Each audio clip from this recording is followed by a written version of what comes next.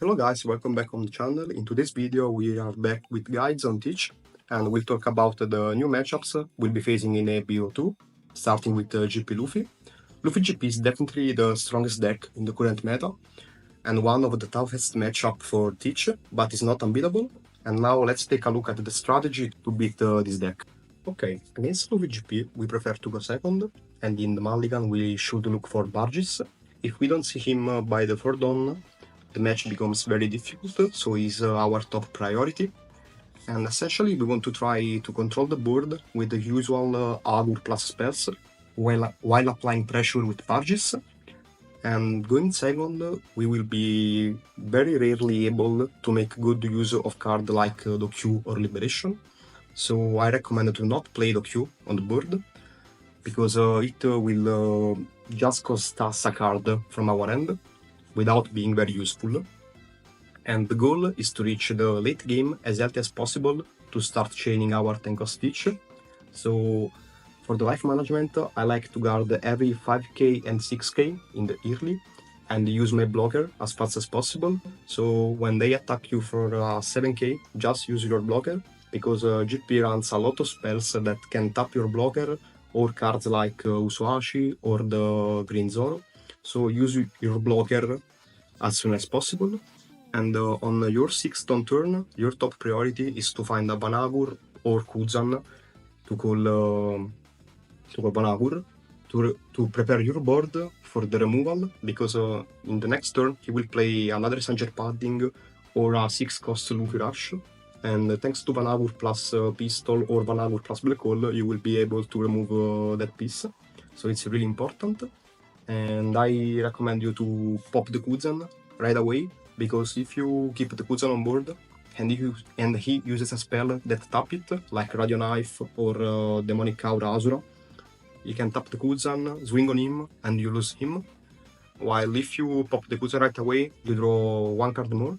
And if you call a Banagur with Kuzan, you draw again. So not calling the Banagur right away with Kuzan is like going -2 and is clearly really bad. While going first, you will play with your typical setup. So to cost the Q, 5 costs Banagur, Liberation is good going first.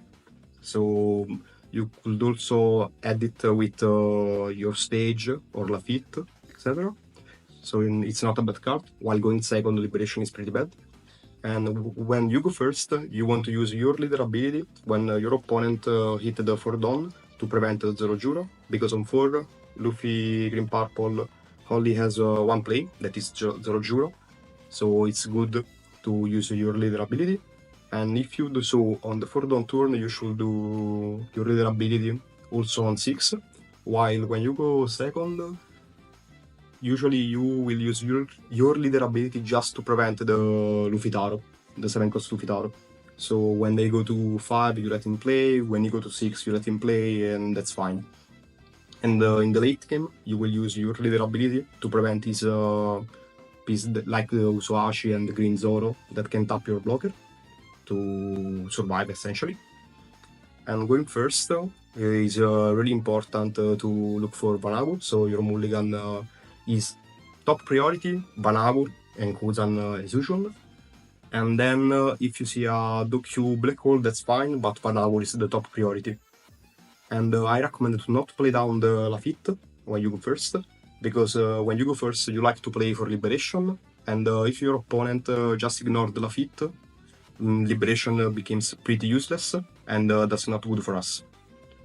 The life management is the same, you always want to guard the 5k and the 6k. The blocker management is the same. As soon as your opponent swings for a 7k, you use your blocker.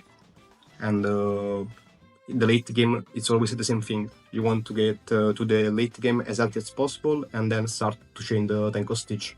Going first, usually, when you don't see your full setup, so when maybe you missed the Q in the late stage of the game, you will find yourself with a Kuzan on the board and a 7 dawn open, and you will use 3 dawn to swing on the tap at 0 Juro, and I suggest you to not go 8k on 0 Juro, because a lot of players are using the 0-cost event, so they will guard the 8k with the event plus a brick.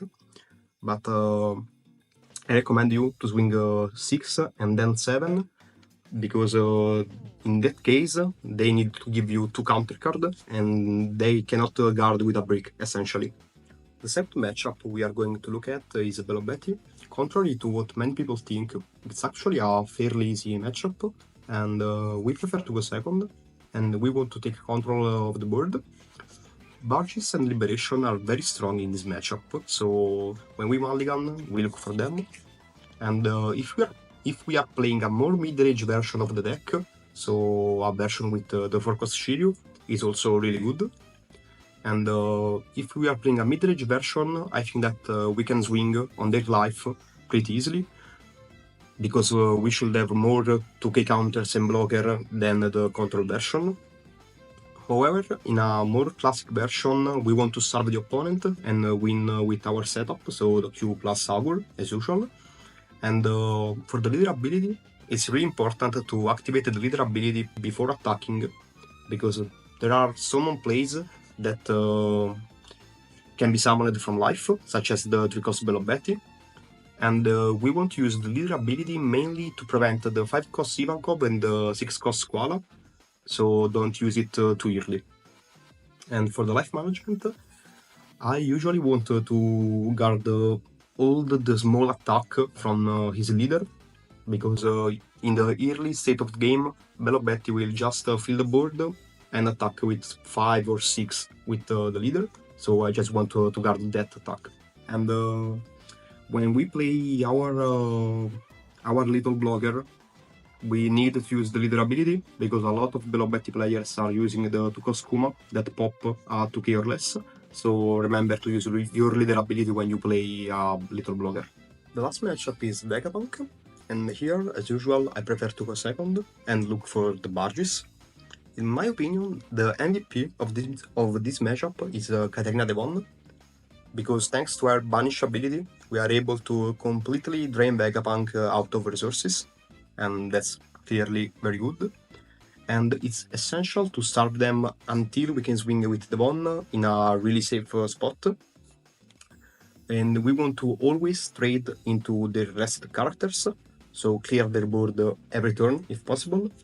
And for the leader ability, we start to use the leader ability when they hit the 5-down turn and going on.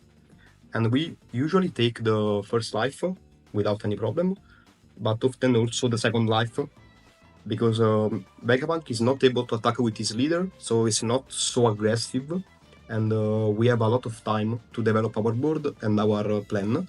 And as usual, we want to set up a good board, maybe with a Vanagur plus Doku for remove something, and the Devon to swing, and then we want to start chaining Teach.